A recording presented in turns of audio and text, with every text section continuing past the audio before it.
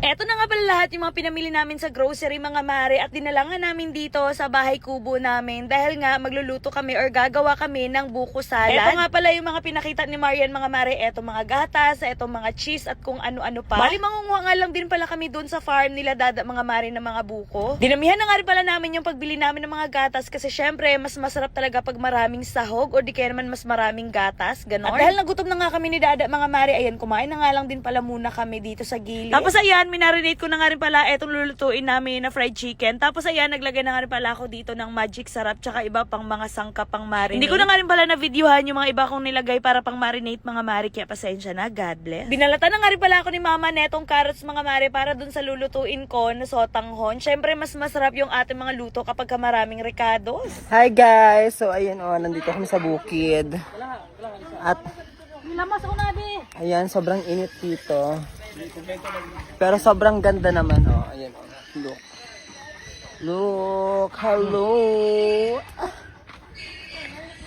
Ewan ko ba dito kay Marian, sabi ko mag-video-video na lamang siya, pero ba't sinali niya pa yung sarili niya? At dahil magluluto nga din pala ng adobong manok mga mare, etong at ginisa na nga nila etong sibuyas tsaka bawang. At nung medyo okay na nga etong sibuyas tsaka bawang, ayan, sunod namang nilagay etong manok. Kunti na nga lang din pala yung lulutuin namin mga ulam mga mare, since meron naman kaming niluto na lechong baboy. Bali fiesta din kasi to ng mga araw na to dito sa barangay nila dada mga mare. Tapos sinabay na rin namin yung pagpapablessing sa aming bahay kubo tsaka dun sa aming unang business which is yung piggery namin. At habang busy-busy nga sila sa pagluluto dito ng adobo mga mare, eto namang sila kuya busy-busy din sa pag-aayos at pagluluto netong lechong baboy. Naglagay na nga rin kaagad sila dito ng mga pampalasa sa loob ng tiyan mga mare para talaga manuot yung lasa pag naluto na, o diba, apakavunga. Una nga nilagay nila etong sibuyas dahon, tapos after naman naglagay na nga rin kaagad sila dito ng magic sarap. Talagang tulong-tulong na nga ang lahat mga mare para mas mabilis kami matapos sa pagluluto. And finally mga mare, tapos na talaga yung bahay kubo namin tsaka yung pigirihan namin, kaya ngayon it's time for blessing na din. Dito sa probinsya kapag ka merong mga handaan or mga luto-luto, talagang kami-kami lang yung mga nagluluto, talagang tulong-tulong, bayanihan, lalong-lalo na sa paglilitsyon. Sa Manila kasi dati mga mare, nung doon pa ako nakatira, every time na gusto ko magpalitsyon, talagang dinadala ko lang sa bahay litsunan, tapos sila na lang yung naglelitsyon. Pero dito sa probinsya, kapag gusto namin ng litsyon, talagang napaka hands-on namin. Kami-kami lang din talaga yung naglilitsyon para iwas bayad na rin, ganon. At talagang mas nakakales kami. Anyways, after nga pala malagyan ng magic sarap tsaka ng sibuyas dahon mga mare, ayan, naglagay na nga rin pala dito si kuya ng maraming asin. Actually, meron pa nga siya dyang mga nilagay ng mga pampalasa na hindi ko na videohan mga mare para...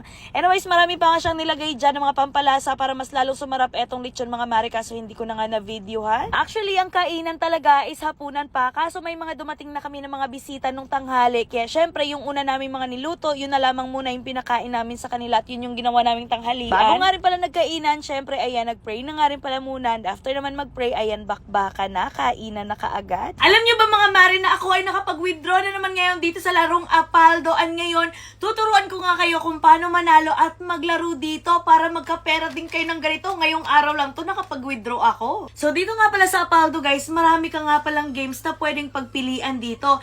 Pero i-share ko sa inyo kung ano yung nilalaro ko. Actually dito sa Apaldo, marami ka talagang games na pwedeng pagpilian. Pero ang nilalaro ko dito is color game kasi napakadali lang talaga, para ka lang naglalaro sa perya. So ngayon ipapakita ko sa inyo kung paano ako naglalaro dito. So ayun na nga guys, click lang natin itong color game, then continue lang natin. Titingnan natin kung magkano yung papapanalunan natin. So ngayon, magbebet lamang tayo dito ng... Magkano ibebet natin? 200 pesos. So, magbebet tayo dito sa green. And titingnan natin kung mananalo tayo ngayon. Ayan. Hintayin lang natin na mag-roll na yung bola. Let's go! Green! Green! Green! Green! Green! Green! Green! Nanalo tayo! Oh my God! Nanalo tayo! O diba? Ganun lang talaga kading manalo at maglaro dito guys. Mamimili ka lang ng kulay na tatayaan mo para ka lang naglalaro sa perya. So dito tayo ngayon sa color red. Ayan. Tingnan natin kung mananalo tayo. Red! Go red! Red! Red! Nanalo ulit tayo guys. Grabe, napakaswerte natin ngayon. Ganun lang talaga kadaling manalo at tumaya dito guys. Ayun guys, nagtaya tayo dito sa may color yellow. Titingnan natin kung mananalo tayo. Let's go. Para ka lang talagang naglalaro sa perya. Ang gandahan dito ka lang sa bahay. Yellow! Yun, nanalo tayo, Yellow! May lumabas na Yellow. O diba, ganun lang talaga kadaling manalo at maglaro dito sa May Apaldo, guys, para ka lang talagang nasa perya. Kaya kung ako sa inyo, mag-register na kayo dito sa May Apaldo, nasa comment section ang link. And malay nyo makapag-withdraw din kayo ng ganito kalaking pera sa isang araw. Go!